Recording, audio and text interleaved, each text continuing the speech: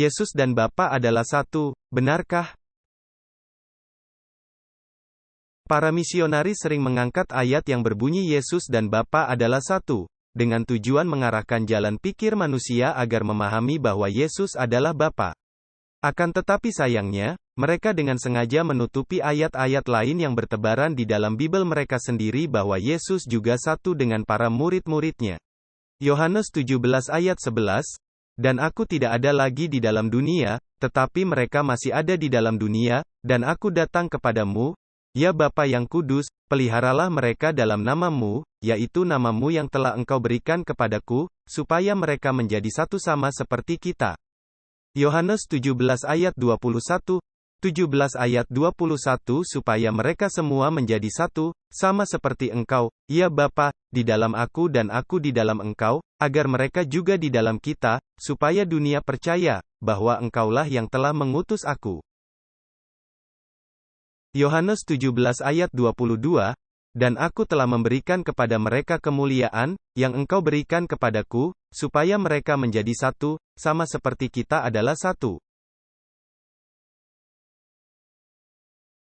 17 ayat 23 Aku di dalam mereka dan engkau di dalam aku supaya mereka sempurna menjadi satu, agar dunia tahu, bahwa engkau yang telah mengutus aku dan bahwa engkau mengasihi mereka, sama seperti engkau mengasihi aku. Setelah membaca ayat-ayat di atas, kita akan tahu bahwa Yesus dan murid-murid juga satu, menggunakan kata yang sama yakni kata satu untuk menyatakan bersatunya Yesus dengan Bapa dan juga bersatunya murid-murid Yesus dengan Yesus dan juga Bapa. Apakah dengan demikian berarti kita bisa dengan mudah menyimpulkan, bahwa Tuhan Bible banyak, karena mereka menyatu dengan Yesus dan Bapa? Kemudian saya membaca sebuah artikel di Sarapan Pagi, katanya bersatunya murid-murid dengan Yesus adalah, to be, atau, harapan, Yesus, sedangkan Yesus dengan Bapa sudah terjadi, real, sehingga berbeda. Mari coba kita gunakan akal sehat yang paling sehat, apakah Yesus berharap murid-muridnya juga menjadi Tuhan? Walaupun itu bentuk to be, sekalipun, gunakan akal sehat lagi, apakah Yesus berharap para murid-muridnya kelak untuk to be, your God?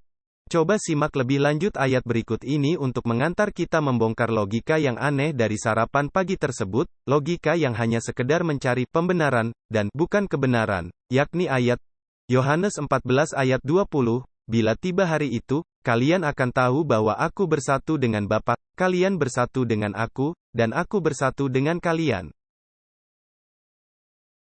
Kesimpulannya, bila tiba hari itu, para murid-murid Yesus akan menjadi Tuhan. Karena murid-murid Yesus sudah menjadi Yesus.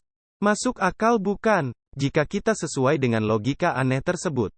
Bukankah saya hanya mengikuti alur logika aneh tersebut? Kadang juga para misionaris memenggal ayat yang menyatakan Yesus mengakui bahwa Bapa di dalam Yesus dan Yesus di dalam Bapa, akan tetapi sayangnya mereka tidak fair untuk melengkapi ayat tersebut dan membongkar ayat-ayat yang ada lainnya, bahwa para murid-murid Yesus juga ada di dalam Yesus. Seperti ayat di bawah ini. Yohanes 17 ayat 21 dan 23, 17 ayat 21 agar mereka juga di dalam kita, supaya dunia percaya, bahwa engkaulah yang telah mengutus aku. 17 ayat 23, aku di dalam mereka dan engkau di dalam aku supaya mereka sempurna menjadi satu. Nah, sekarang jelas bukan? Apa yang dimaksud dengan satu, dan apa yang dimaksud dengan di dalam? Itu adalah kalimat kiasan yang menunjukkan bahwa Yesus, Bapa dan juga para murid-muridnya menjadi satu dalam kebenaran, satu dalam tujuan, satu dalam perjuangan dan seterusnya. Sangat dangkal sekali jika dikatakan satu dalam arti wujud, karena logika aneh tersebut akan memberikan pengertian bahwa Tuhan Bible ada banyak, termasuk para murid-muridnya Yesus, yang telah menjadi satu dengan Yesus. Begitupun dengan ayat Yohanes 14 ayat 6, kata Yesus kepadanya, Akulah jalan dan kebenaran dan hidup, tidak ada seorang pun yang datang kepada Bapa, kalau tidak melalui aku. Ayat tersebut tidaklah mengidentifikasi jika Yesus itu Tuhan. Justru ayat tersebut menjelaskan bahwa Yesus itu hanyalah jalan atau sarana, agar murid-muridnya dan pengikutnya kala itu sampai kepada tujuannya yaitu Allah Tuhan yang telah menciptakan Yesus dan kita semua. Dengan jalan mengikuti apa yang diajarkan Yesus sebagai penyampai firman Allah. Ingatlah saudaraku Kristiani, Yesus itu hanyalah jalan atau sarana. dan yang menjadi tujuannya yaitu Allah Tuhan pencipta langit dan bumi. Lewat perantara Yesus sebagai jalan kebenaran agar murid-muridnya dan pengikutnya kala itu tidak tersesat. Dan Yesus hanyalah utusan, Nabi dari Nazaret atau penyampai firman Tuhan, dan Yesus sama sekali bukan Tuhan. Sebagaimana ucapan Yesus di bawah ini, Yohanes 17 ayat 8, sebab segala firman yang engkau sampaikan kepadaku telah kusampaikan kepada mereka dan mereka telah menerimanya. Mereka tahu benar-benar, bahwa aku datang daripadamu, dan mereka percaya, bahwa engkaulah yang telah mengutus aku. Jadi kesimpulannya Yesus hanyalah utusan atau nabi yang diutus Allah sebagai penyampai firman Tuhan, sama halnya dengan Musa atau Moses dan juga Nabi Muhammad SAW. Begitu pula dengan ayat andalan umat Kristen di bawah ini. Yohanes 1 ayat 1, pada mulanya adalah firman, firman itu bersama-sama dengan Allah dan firman itu adalah Allah, ia pada mulanya bersama-sama dengan Allah.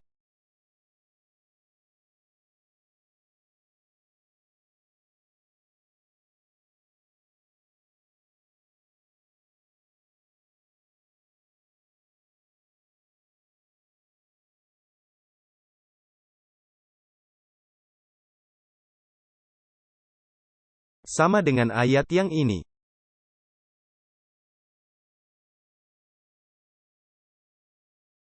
Jika firman itu diidentifikasikan Allah, bagaimana dengan terang itu sendiri, yang diciptakan dengan firman Allah?